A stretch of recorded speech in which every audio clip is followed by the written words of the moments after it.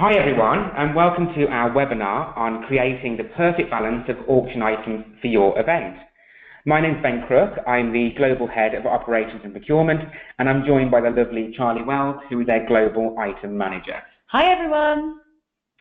Just a quick mention as well that you can follow us on Twitter at Givergy UK or #RaisingMore. If you have any questions as well, please do feel free to use Twitter or also the questions section on the GoToMeeting function. I'm going to go through the agenda with you. First of all, it's using your sponsors and donors, and then looking at your research, followed by think about your categories and the gaps, and then looking at the price, followed by the item perfection, and finally, how to cost effectively filling the gaps. And this webinar will be recorded, and we will share this at the end. Now, for those who don't know Givergy, we are a fundraising technology company, and in the last 12 months, we have raised in excess of 45 million for our clients, supported over 1,500 events globally, and raised money for over 1,200 incredible causes. Okay, so I'm going to take you through the first section, which is creating that perfect balance. The first thing to consider is using your sponsors and donors. I think this is one of the biggest missed opportunities, especially when it comes to ticket sales. Because I know that when you're planning your event and you've got that big build-up, all you're thinking about, okay, we need to fill that venue. But did you ever think to yourself, for example, let's say you sold a table of 10 to Mercedes-Benz. Did you think to yourself, you can actually ask them, would you donate maybe a driving experience for a day? There are so many opportunities. Another one may be your donors. Let's just say that one of your key people at the event has got a holiday home in Marbella or Mallorca. You may be able to ask them and say, would you mind if donating, let's say, 7 or 10 days at the villa? Again, this is instant revenue for your venue, so don't forget to really utilise your sponsors and donors. The next thing, and I'd say this is definitely one of the most important factors when you're planning your event, is to do your research. The first section I would think about is your event type. So a couple of examples is you might be doing a sporting event or a gala dinner, and they're very, very different in the way that you would cater to your guests item-wise. You know, if you're doing a golf day in Scotland, you may focus more on sporting memorabilia, but if you're doing a gala dinner in central London, you might focus on money can't buy high-end experiences. The next is to think about your guest demographics. Another example would be a ladies' lunch, let's just say, in Manchester. That would be very different to the way that you would cater to that guest to a rugby event that you might be doing in Northampton. The next is to think about the location, again, because in every single area of the UK, different items will sell. And that's where taking advice from a third-party supplier or looking at your past event data will really help guide you to make the right decisions. And the final part you should always consider is your past event data. I'm sure for most of you on this call, you may have had your event going for years and years. Try to really look at that data and notice items that have a high amount of bids on them. And let's just say it was the dinner party in your own home. Then that shows you straight away, okay, there is a demand for dining. And that's where, as a charity, you should really try to focus to expand that category for your event. The next thing to think about is your categories. So what you should always try and do is try to categorize your items into 5 key areas. The ones that we use here at Givergy are holidays and short breaks, experiences, dining, memorabilia, and art. By doing this, it's really going to show you straight away where the gaps are. So if you look to try and put them into this, it will actually work towards the perfect ratio. And what we've done is we've put this on screen for you now. And this is based on looking at hundreds of events that we've worked on. And we find that on average, 40% should always be dedicated to holidays and short breaks, 30% to your experiences, and then you would normally dedicate 10% to dining, memorabilia, and art. But like we said earlier in the slides, once you've done your research and you've really understood your event, let's just say that again this event was your golf event in Scotland, your memorabilia percentage would be much higher. But try to always use this perfect ratio, because that's straight away going to tell you where you have some possible gaps. I'm now going to hand you over to Charlie, who's going to talk you through pricing. So pricing, now this is very important when looking at your items for your event. Just to make sure that your starting price is not too high or too low. And one of the ways you can do this is through market evaluation. And you can check the market value of items to see and give you the guidance. For example, an Ed Sheeran signed guitar you find online through Google is valued at £1,000. This really gives you an indication if you have the same item. And quite often we find that charities undervalue their items. So for example, if you start an item at £200, but it is valued at £1,000, the starting price really needs to be started slightly higher at that £800 to maximise the profit for the charities. And now you have your market evaluation, it's time to think about your starting price. So we've looked at data, and from experience within the industry, you get 8 to 10 bids on the high-selling items. If you want to reach the target goal of £1,000, for example, on an item, and the increment is £50, and then you work backwards, and your starting price is £500.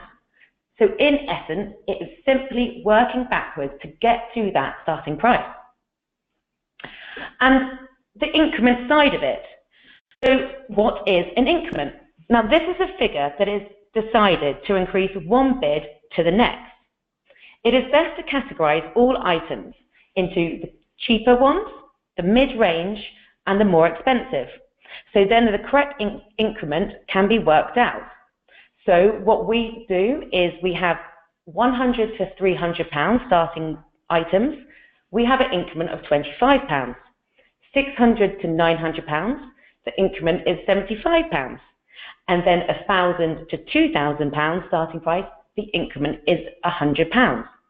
And really, this is to avoid people at the event placing bids at £500, £501, £505. And this really will ensure that you get to your goal quicker. So now I'm going to introduce you to the additional bidding activity. And this involves the two key elements, one of which is underbidding and one of which is multi-selling. So firstly, the underbidding. Now the easiest way to describe this is with an example of a villa in France. So you have a number of people at the event that has placed bids throughout the evening, with only one person being the winner. If your donor or even auction supply company can give you 2 or 3 weeks of this villa, you can approach the underbidder and ask if they would like this at their last bid. And Ben's going to give you an example of a multi-selling.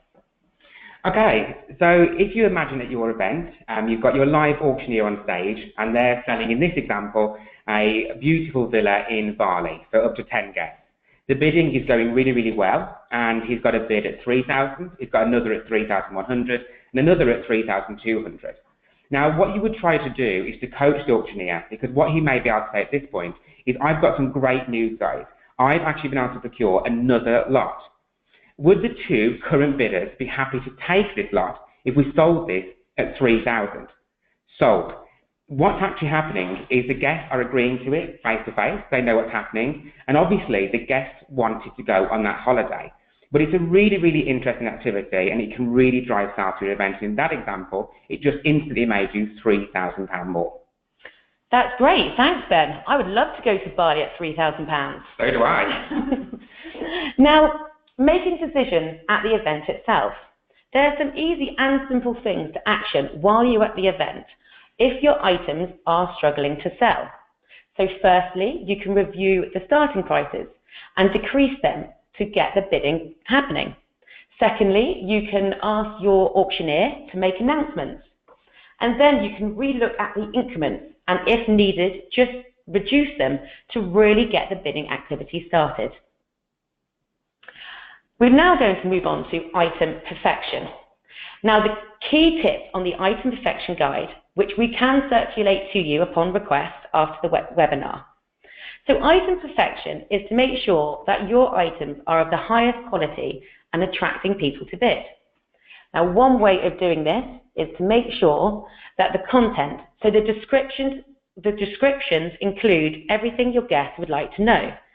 For example, if you have a hotel break, the guest would like to know what the hotel is, the star of the hotel, any inclusions of it, breakfast, a bottle of wine upon arrival, an evening meal, any details of activities that you also get in the hotel break, and really this will eliminate questions at the event and essentially help sell your items more. And then now you've got the images, and so the appearance of your item makes a huge difference. Now everyone loves looking at an image, and the image is crucial to what the experience or holiday is portraying.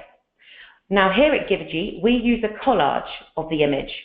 This is the first image that attracts everyone's attention. However, you do need to know your limits. So when working with an auction supplier or doing your own titles or descriptions, just make sure that if there is a title count or a description count, that you are aware of this before you put your item into the event. Now, people do judge a book by its cover, and relating to modern day dating apps, swipe left or swipe right, that's all down to an image. So you really have one chance to get it right. It is worth the effort of running item perfection, as this will really increase your chance of your item selling. Now just moving on to a quick summary of what to do and what not to do as part of the item perfection. So the do's: ensure that any exclusions, terms and conditions are clearly listed. And if you have any physical items that you are putting into your event, please do include all measurements.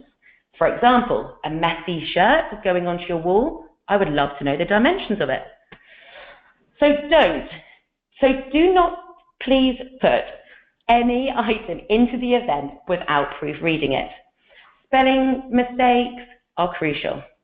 And then lastly, just make sure that it isn't too sales focused. Guests need to feel excited by the item and not pushed to buy it. Now it's Ben to talk about the cost effectively filling the gap. Thanks, Charlie. So we'll just talk you through now, like we just said, how to cost effectively fill the gap. The first and most important part of looking to do this is to source a supplier with an ethical pricing model. When we've looked at the industry, a lot of suppliers will actually work in a way which is called supply price. And what this means is that the supplier will take the actual cost price of the item and they will build themselves in an amount of profit. But what this means is you, as a charity, don't really know if you're getting the best possible deal. One way that we do it here at Givergy is we actually reveal the cost price of the item to the penny. And then what we do is we take a percentage of the profit. And what we call it is the 49-51 split, which means you, the charity, get 51% and us, Givergy, get 49%. So for example, if an item cost £500 and sold at £1,000, you would get 51% and we would get 49%.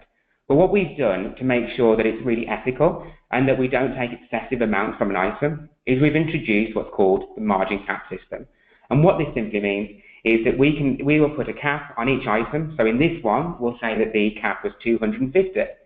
So for example, if the same item sold at £1,100, you, the charity, would take £350 and us, Givergy, would take £250.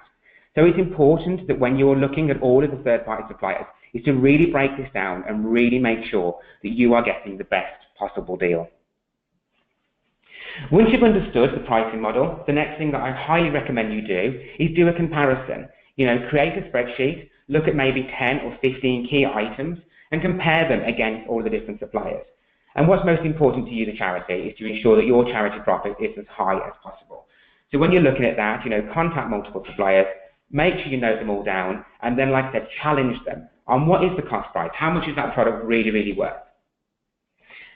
And once you've completed this, the next thing you really need to know is, do the supplier offer a consultation service? And this is something we actively push here at Givergy. What you should be doing is thinking that that third-party supplier has a wealth of experience. They would have done hundreds of events all across the UK. And they will know what sells in Manchester, and they'll also know a lot of information about the guest demographics, and they can also analyse your past event data. So make sure that you ask that question, and please, please, do utilise it. The next thing you need to consider is, do they actually have what it takes to fill the gaps? Because it's like what we said at the start of this presentation. Once you've categorized your items and you've really started to realize where the gaps are, you then need to think, does the supply have what it takes to fulfill that? So for example, if you started to look at your event and you realize that European villa breaks seem to sell extremely well, then you need to think, okay, yes, they may have a great model, but do they have all the products to really match what our customers and guests actually need? So that's it for us now. We now move to our Q&A session. So please do feel free to use the chat or question function on the GoToMeeting system, and we'll answer any questions that you may have.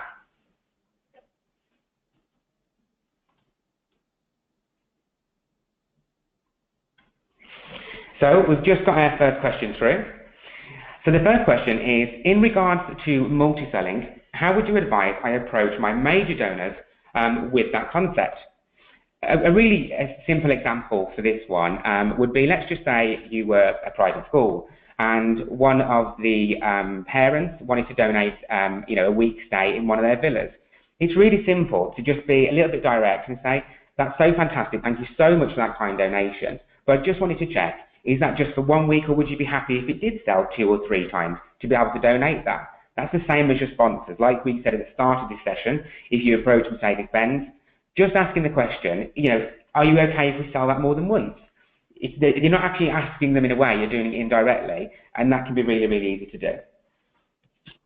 Absolutely. There's another question that's just come through, which is, I like the idea of underbidding, but in your experience, how do guests react to someone receiving the same item or experience for less?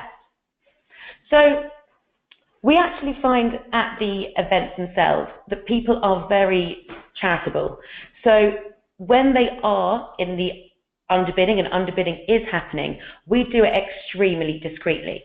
So you wouldn't even know that they are even being asked, that they are asking someone for the bid that is less than the winning price.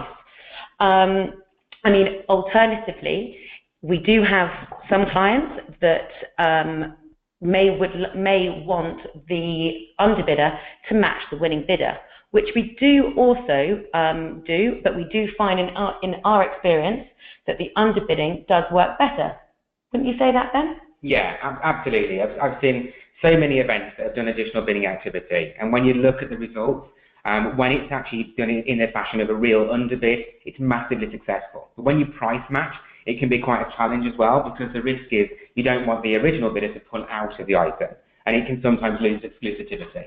So it's just always being really, really mindful of that. We've got another question coming through. I have trouble sourcing money can't buy items to push at the auction before the event. Do you have any advice or knowledge to get around this?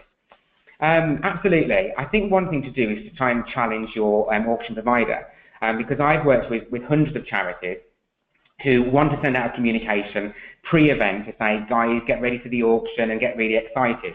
But they don't really have that kind of star item to make it work. Something we do here at Givergy is we do a range called the Elite range, and it's extremely high-end items. For example, you get to, one of them is Meet the Pope, or go to selected like fashion houses and things like that.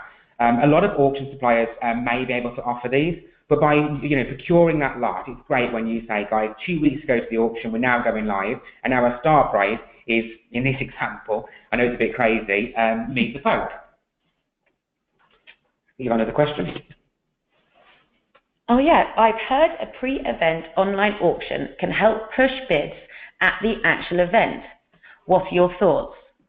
So a pre-event online auction, we always advise to run this 2 weeks prior to the event. Not only does this get people excited about the potential items that you will have at the event, but it also does encourage the bidding.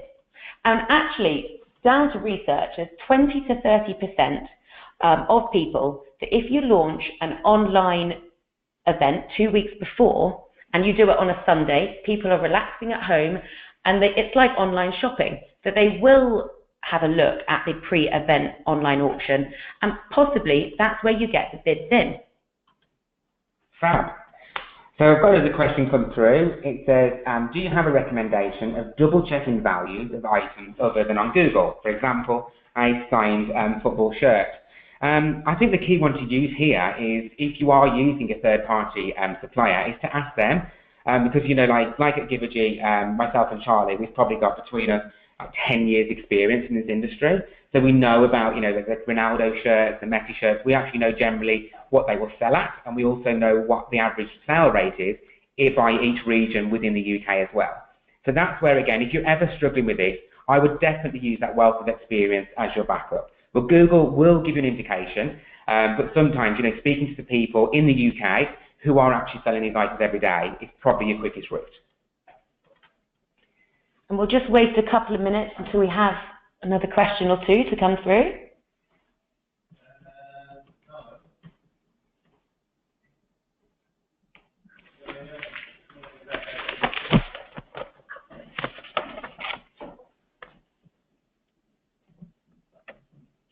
So the next question we've got is, how do you encourage straightforward donations on the night to those who don't want to buy an auction lot or have been outbid? I think that's pretty simple on that one, is to really work on your pledge items, because obviously you've got people who want to buy an auction lot, but sometimes they just want to support you, the charity. And I think that's when you build your system, your event technology, is to make sure that you have pledge items. And one thing that I highly recommend is to have tangible items. And what I mean by that is, for example, let's say I was working with a charity that was helping children in Sierra Leone. It might be that if you donated £1,000, it would sponsor a marathon, or it might give a mosquito net. There's various different things. But by giving people those type of items, it actually encourages bidding, because when they donate to those, they actually feel like they're actually doing more because they can understand the item better. And we've got another question here. How do you value money can't buy experiences? So there are a complete range, and obviously it's all down to individuals and what the individuals think as money can't buy experiences. So the way that we value it is it goes back to the content and the full descriptions. Is really getting to know exactly what is included in the experience. Who are you meeting? Where are you going? Where are you staying? And by knowing further and full descriptions and the content of it, we'll then have a better idea on how to value it. I mean, Ben, any idea on that? Yeah, absolutely. Just to add to that, some money can't buy once in a lifetime experiences are really hard to value. But it's like Charlie said, what we've done here at Givergy is we will break the price down. So we'll look at that 5-star hotel, we'll go and search for about 5 different dates throughout the year to stay there. We'll look at if it includes flights, we'll look at different various flight packages, and we kind of go from there. But let's just say it was like one of our experiences, tennis with Roger Federer.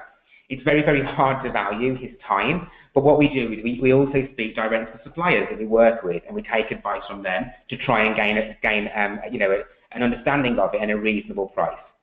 But that's the key steps that I would take. But like I said, money can't buy, especially when it involves a celebrity, is quite hard to value.